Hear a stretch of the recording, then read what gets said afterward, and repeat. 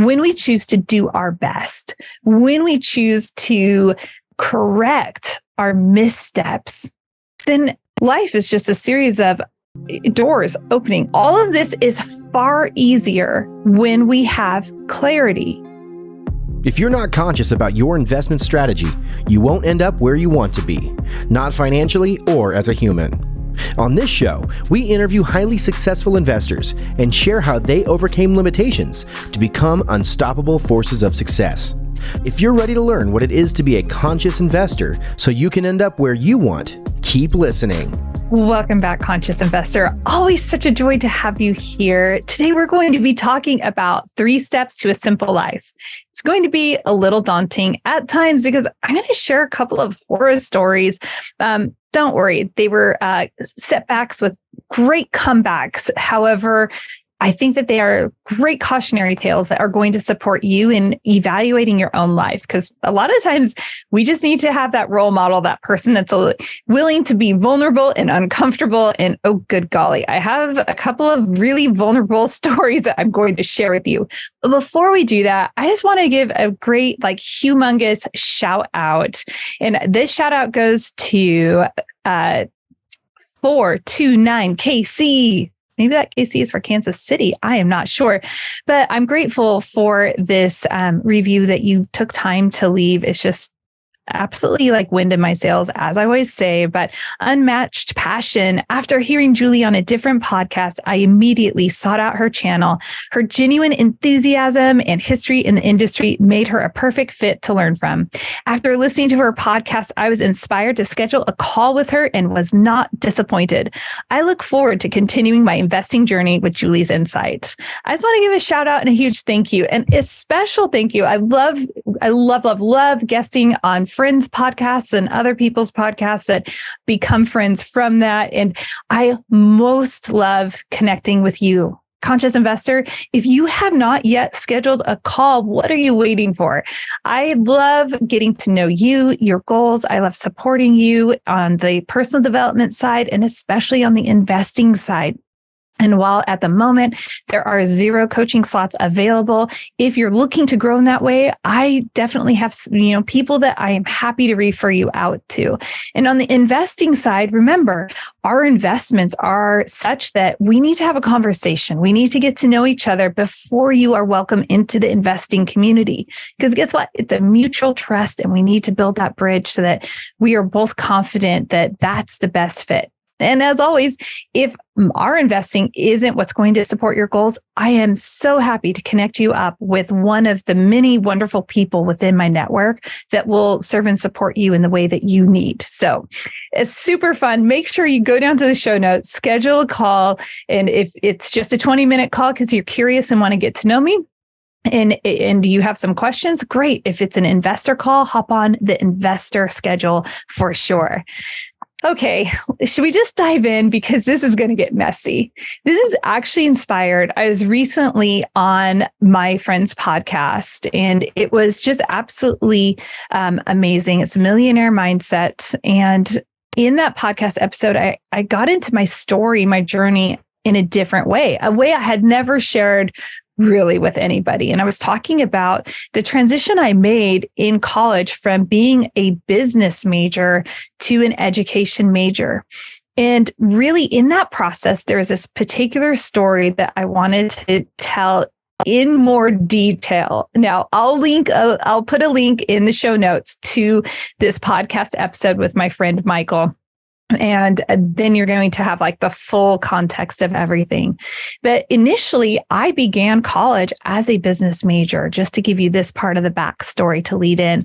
And as I was driving home, even to back up further, I really wanted to create my own clothing design company. It was going to be called Granite Daisies. I was super into rock climbing. And at that time, totally dating myself, there were not clothes designed that were comfortable for female rock climbers and harnesses. Okay. So it was, and if they were available, they just really lacked any, fashion, or they just felt very boyish. And I wanted to create something that you could be feminine and you could be out there rock climbing and be really comfortable all at the same time, right?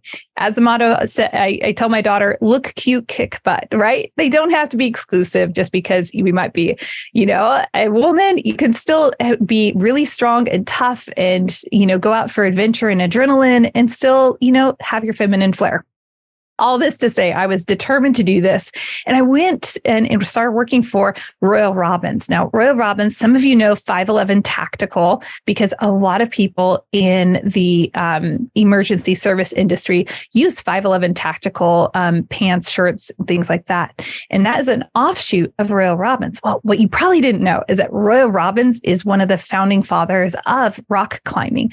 And he happened to live in my hometown, and his company, Royal Robbins and 511 Tactical and such, those were actually like based out of my hometown. And it was really cool to be able to, become acquainted with Royal and especially his wife, Liz. And so I remember meeting with her and saying, I have this idea. Here's my vision. Here's what I want to do. And I was terrified to meet with her. But I knew that even then, in those tender years of beginning adulthood, I knew you have to take a bet on yourself and you have to speak up and take those courageous steps and see if it's going to stick, see if it's worth it. Ultimately, I ended up having this very divine, truly a divine intervention as I was driving home from lunch one day. And it was very clear to me, and it was not an audible voice from God, but it was very much God's presence just telling me, no, you need to become an educator. I went home on that lunch break. I dropped all of my business classes, which was insane.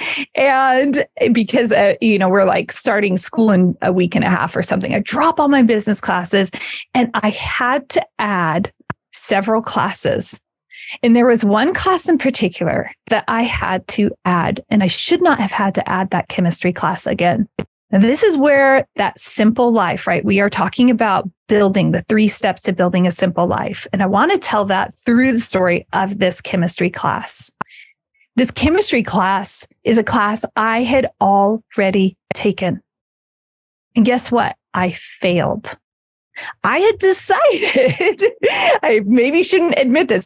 I had decided that, college grades weren't really important. I was in college. Nobody cares about your college grades. And I'm just going to go off and go rock climbing in Yosemite because it's just, right there. And I would just, I'm going to study on a rock in the middle of the river, and then I'm going to go boulder and climb. And that was my thinking in my early college career. What I didn't know was that God was going to change the course of my life and that my path was going to change and that grades do matter in college. So here I am. I've failed this class, the first time I had ever failed. And now, in order to become an educator, I have to have this class and I have to have a pass on this class. I can't just scoot by this chemistry class. So here I am. If I would have done taken the class and I would have passed the class the first time, it would not have even been a hiccup. But because I had shiny object syndrome, because I had a short-term perspective, and because I wanted to do what I wanted to do and have fun, I set myself back. It turns out it's a great story, right? Because now I have to take this class and it's maxed out full capacity. And there I am trying to add this class onto my course schedule, because if I don't get this class at this time, I'm going to be set back at least one entire semester, if not 2, from my ultimate goal. There I was every day going up to the professor with my ad slip, because that's how you did it back then. And I'd say hey, will you sign my ad slip? And he'd tell me every day, no, I won't. We are at max capacity. And look at all these other people ahead of you who wanted to add this class. And I kept a positive attitude about it. And I smiled and I said, it's okay. I'll come back tomorrow. You're going to sign it. I'm supposed to be here. And every day he would say, no, I'm not signing your slip. And I just had this inner deep confidence that I know I'm on the right path. I know that this is where I'm supposed to be. And I have to get this done. So there's also some buy-in of oh, I really need to make this happen. Ultimately, on the very last day, I walk up to him, and I had outlasted all the other people that also wanted to add that class. He wasn't adding people. And so I go up to him on the last day. I said, I really need this class, and I know I'm supposed to be here. Please sign my ad form. And he signs the ad form. He allows me into the class. But remember, if I would have done it correctly, if I would have passed his class the first time, I wouldn't have even been in that position. If I would have been more focused, I wouldn't have been in that position. And that leads us to our very first important step to having a simple life. This is also one of the 4 agreements. If you haven't read the 4 agreements by Don Miguel Ruiz, I highly recommend you pick it up. I think it's a book we should all read once a year, regardless of our faith and our belief system. Oh, I just say, if the whole world operated off these 4 agreements, wow, it would be a really great place. And one of the agreements is to always do your best. I hadn't done my best the first time around inside this class. And that lack of trying and striving for my best could have been a ginormous setback in my life. Another lesson that we can glean from this whole chemistry class story is that we will have to deal with our past mistakes. At some point, whatever the choices that we have made in the past are going to require our attention. And that's why it's so important that we are actually just walking circumspectly, that we are walking within awareness so that we can, have smaller messes to clean up, right? It's kind of like, did you let all the dishes go in the kitchen sink? Did you let that project go at work? Did you let those phone calls and those texts go unmet with your clients, or even worse, with people that you care about, that you have relationships with? At some point, all of these things are going to come to a point where we need to address them in a powerful way.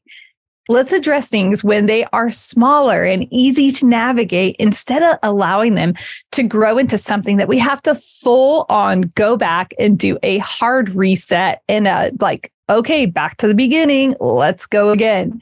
Because the reality is that all of life is a series of opportunity. But if you are thinking about, and we've talked about this before, conscious investor, but imagine a hallway, and then there are barriers going down that hallway that inhibit you from being able to pass further into that hallway. And so life is like this, right? If we don't learn the lesson, we're not going to be able to continue on. What are we missing out just because we're being cowards? What are we missing out on because we're being obstinate and stubborn? What are we missing out on because our ego is so big that we're unwilling to look at something from another perspective? Just imagine all of the life that is ahead that you are intended to live, that you are missing out on. When we choose to do our best, when we choose to focus and to correct our missteps or bad habits, et cetera, then when we don't choose to do that, we miss out on that whole potential of what we have. But when we do address that, my goodness, life is just a series of doors opening, open, and it's so much fun. And you gain so much momentum. Now, all of this is far easier when we have clarity. That chemistry class was dead to me. I didn't even care about the chemistry class until I cared. Until that chemistry class was going to stop me and prevent me from being able to do what I believed I was called to do. When I had the clarity of, oh, wow, I need to become an educator, that then amplified the necessity for me to address that, chemistry class. For you, that might be addressing how you're managing your clients. For you, that might be how you are navigating relationships in your life. Maybe, conscious investor, that's even how you're navigating your investing. You see, this has ramifications in all of our life. And so when I chose to find that clarity, and it was gifted to me, quite frankly, it's a balance between, receiving something that I believe God gave to me, like this clarity, and taking action with it. And in doing so, I was able to say, okay, I've got to clean up this mess. And there's a big reason why I need to do this, and I can have confidence in moving forward. There isn't a shortcut to living a simple life. There isn't a shortcut and a hack that you can do that is just going to make your life easier. But these 3 steps are definitely going to amplify your life in a powerful way, and they're going to open up opportunity for you. And when we receive that opportunity that is coming our way, it is that positive, that dopamine release that is like, oh, this is great. That is going to spur us on to continue to make those type of choices. So as we are going through life, you might think about your chemistry class. What is something that you have had to redo in life because you just dismissed it? You didn't think it was that important. You weren't that committed. You weren't clear on where you were going. Think about that in your life. Where is that moment? And use that as a catalyst and as how you're approaching everything that you're tackling right now, so that as you're going through your daily life, you're seeing the bigger picture. You're seeing, I'm not going to have to redo this. I'm going to be able to continue on in a great way. The path to a simple life is by remembering, with everything that we do, we will do it with our very best. We will offer our best. We will be committed to doing everything with excellence. If that's cleaning the house, if that's washing the car, if it's returning calls, if it's doing the due diligence and scheduling the call to talk with Julie about investing, even though it feels like the schedule is so busy, it's always doing our best. Having that clarity is going to amplify your desire also to do your best, because you'll see a correlation with like, ooh, no, I really want to do my best here because that is going to have a direct impact. My personal freedom is directly impacted by my willingness to always do my best. And the last one, because we've touched on clarity also, is we're going to have to deal with our past mistakes. But those setbacks can be our comebacks. Those setbacks can be a permanent reminder, a fixture in our life of this is a beauty that comes when we choose to do our best. This is a beauty that comes when we choose to look at some of the shortcomings that we've had. They're not shortcomings, they're not bad. They're just opportunities for us to springboard into where we need to be. Conscious investor, your life is your choice. And how you're approaching your life, if you're looking and living life from these imagined, problems and troubles, take control of that thought. I could do a whole episode on that, and I think I have in the past. But I want to encourage you one last time. Choosing personal freedom will provide you with that financial freedom.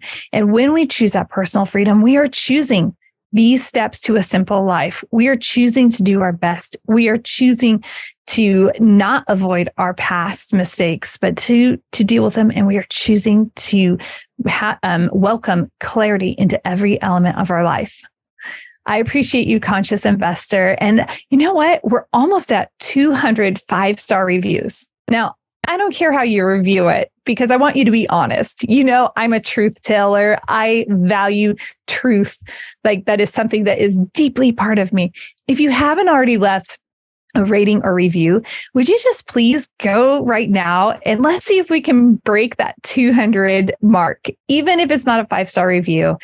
I would appreciate it so much. And if you want to take a little extra moment and write a written review, I just love hearing what is resonating with you. And it helps guide me in better supporting and equipping you.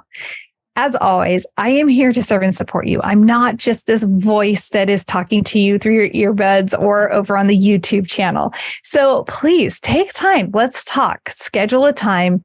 I can assure you I'm just as friendly on the phone as I am here on the podcast. I am here for you, and I want to support you in all of your goals, particularly with your investing. We have some great investments coming up, and I don't want you to miss out. So let's talk soon, conscious investor. And until next time, live big, love bigger, and do great things. What's the big deal about investing in apartments? Why is it better than investing in a slew of single-family homes?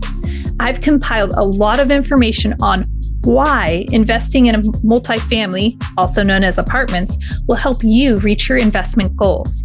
Head over to 3keysinvestments.com and download the Why Invest in Multifamily guide today.